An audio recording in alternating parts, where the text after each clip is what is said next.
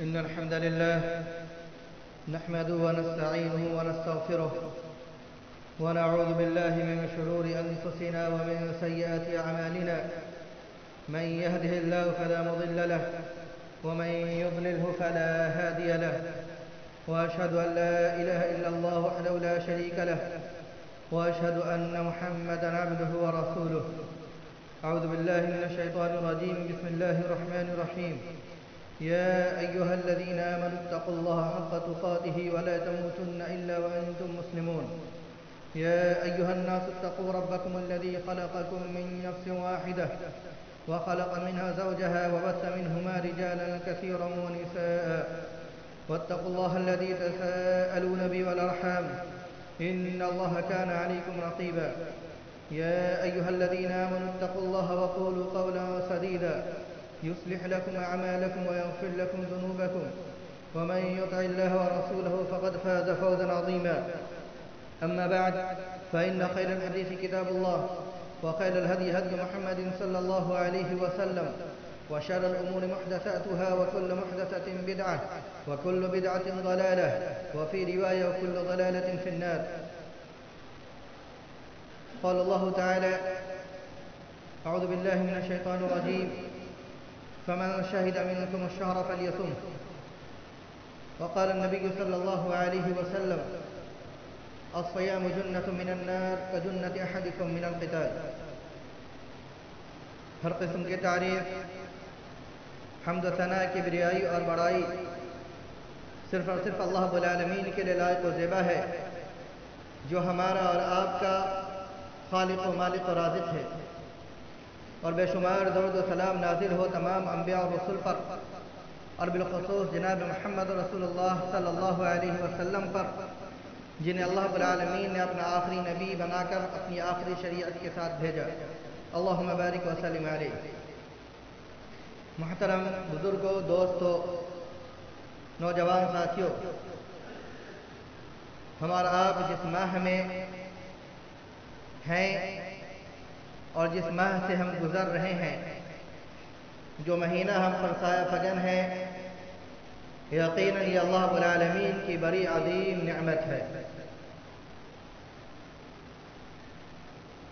لہذا یہ نعمت کس قدر اہم ہے، اگر اس کی قدر و منزلت سمجھنی ہے، اس کی اہمیت کو سمجھنا ہے، تو پھر اس عبادت میں اس مہینے میں سب سے اہم عبادت روزہ اور روزے دار کی اہمیت اور فضیلت جب ہم سمجھیں گے تو یقیناً ہمیں اس بات کا یقین ہوگا کہ یہ مہینہ کس قدر اہم ہے. محترم بزرگوں، دوستوں، گزشتہ جمعہ میں آپ کے سامنے یہ باتیں بیان کی گئی. ہم نے یہ کہا تھا کہ اس مہینہ کے اندر اللہ رب العالمین نے ہمیں بہت سی چیزوں کا پابند بنایا ہے. اللہ کے نبی صلی اللہ علیہ وسلم نے بہت سی چیزوں پر عمل کر کے دکھایا ہے، اور اس مہینے کے اندر جو سب سے اہم عبادت ہے وہ روزہ ہے. محترم سامعین، روزہ یہ اللہ رب العالمین کے نزدیک کتنی اہمیت کا حامل ہے اور اس کا مقام و مرتبہ کیا ہے، آج کے خطبہ جمعہ میں انشاءاللہ اسی پر کچھ باتیں مختصراً آپ کے سامنے بیان کی جائیں گی. محترم حضرات، روزہ یہ وہ عبادت ہے جس کے متعلق اللہ کے نبی صلی اللہ علیہ وسلم نے حدیث قدسی بیان کرتے ہوئے فرمایا. آپ نے روزے دار کی فضیلت بتائی اور آپ نے کہا کہ تمام عبادات جو اللہ کے لیے کی جاتی ہیں ان تمام کی نیکیاں 7 سے لے کر 700 گنا اور اس سے بھی زیادہ دی جاتی ہیں، لیکن اللہ رب العالمین نے فرمایا إِلَّا الصَّوْمَ فَإِنَّهُ لِي وَأَنَا أَجْزِي بِهِ يَدَعُ طَعَامَهُ وَشَهْوَتَهُ مِنْ أَجْلِي.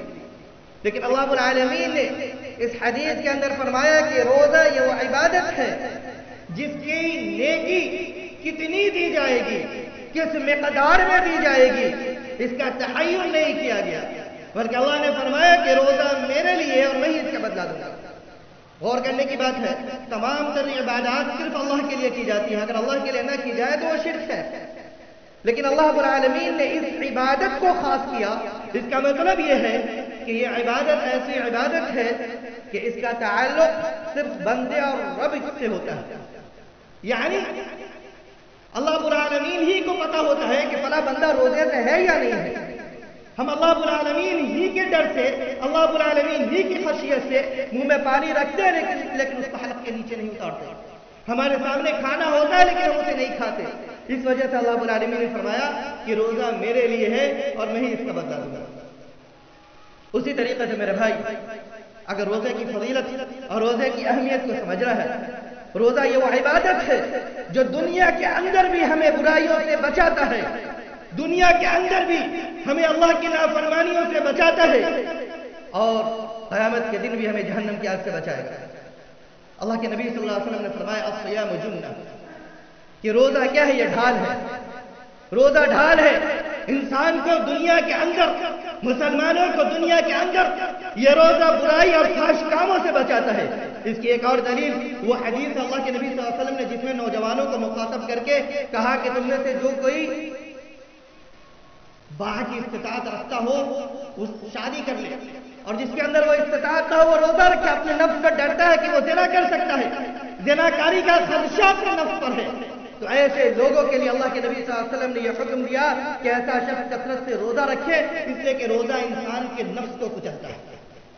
اسی طریقے سے ایک دوسری حدیث کے اندر اللہ کے نبی صلی اللہ علیہ وسلم نے فرمایا الصیام جنۃ من النار کجنۃ احدکم من القتال. یہ روزہ جہاں ہمیں دنیا کے اندر اللہ کی نافرمانی سے، فحاشی سے، گناہ سے، زناکاری سے، بدکاری سے، فسق و فجور سے بچاتا ہے، وہیں یہ روزہ ہمیں جہنم کی آگ سے بھی بچائے گا. جیسا کہ حدیث میں نے جو آپ کے سامنے پڑھی، اللہ کے نبی صلی اللہ علیہ وسلم نے فرمایا کہ روزہ جہنم کی آگ سے ویسے ہی ڈھال ہے جیسے تم میں سے کوئی اپنے دشمن کے وار سے بچنے کے لیے ڈھال استعمال کرتا ہے. کتنا اہم مقام ہے روزے کا. اور اتنا ہی نہیں، روزہ دار اللہ رب العالمین کے نزدیک کتنا محبوب ہے. اگر اس کی اہمیت کو سمجھنا ہے اور اس بات کو سمجھنا ہے، صرف ایک حدیث آپ دیکھیں اور اس سے آپ سمجھ لیں، تصور کر لیں کہ روزہ دار اللہ رب العالمین کے نزدیک کتنا مقرب ہے. وہ حدیث کیا؟ اللہ کے نبی صلی اللہ علیہ وسلم نے فرمایا والذی نفس محمد بیدہ لخلوف فم الصائم اطیب عند اللہ من ريح المسک، کہ اللہ کے نبی نے فرمایا قسم اس پاک ذات کی جس کے ہاتھ میں محمد کی جان ہے، قسم اس ذات کی جس کے ہاتھ میں محمد کی جان ہے. اللہ کے نبی نے فرمایا کہ روزے دار کی منہ کی بو اللہ رب العالمین کے نزدیک مسک سے بھی زیادہ قیمتی ہے، مسک سے بھی زیادہ محبوب ہے. روزے دار کی منہ کی بو جب اللہ رب العالمین کے نزدیک اس قدر محبوب ہے، غور کرنے کا مقام ہے روزے دار کتنا محبوب ہوگا، روزے دار کتنا محبوب ہوگا. اسی طریقے سے میرے بھائی، روزے دار کی اہمیت اور روزے کی اہمیت کو سمجھنا ہے تو اس حدیث کو بھی دیکھیں. اللہ کے نبی صلی اللہ علیہ وسلم نے فرمایا من صام یوما ابتغاء وجه الله وختم له بها دخل الجنہ. اللہ کے نبی نے خوشخبری دی ان لوگوں کو جو روزہ رکھے اور روزے کی حالت میں اس کا انتقال ہو جائے، روزے کی حالت میں اس کی موت آ جائے، روزے کی حالت میں اس دنیا سے چلا جائے، لیکن وہ روزہ لوگوں کے لیے نہ رکھتا، لوگوں کی خوشنودی کے لیے نہ رکھتا، اس وجہ سے نہ رکھتا ہو کہ اگر نہیں رکھیں گے تو لوگ کیا کہیں گے، اگر نہیں رکھیں گے تو لوگ ہمیں نام تان کرے گا، بلکہ وہ اللہ کی خوشنودی کے لیے رکھتا ہو، اللہ کے اجر و ثواب کو پانے کے لیے رکھتا ہو.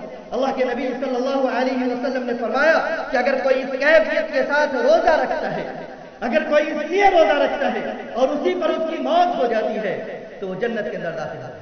محترم سامعین، آپ نے دیکھا کہ روزے دار کا کیا مقام ہے اللہ رب العالمین، روزے دار کا کیا مقام ہے اللہ رب العالمین کے نزدیک. لہذا یہ جو موقع ہمیں ملا ہے ہم اسے غنیمت سمجھے، روزہ رکھے اور ہم ان بد نصیب اور ان بد قسمتوں میں شامل نہ ہو جن کے متعلق اللہ کے نبی صلی اللہ علیہ وسلم نے فرمایا کہ مجھے خواب میں دکھایا گیا کہ میں نے دیکھا کہ ایک شخص ایسا، لمبی حدیث ہے لیکن میرے پاس وقت نہیں ہے، میں اختصار سے سب کچھ بیان کر رہا ہوں.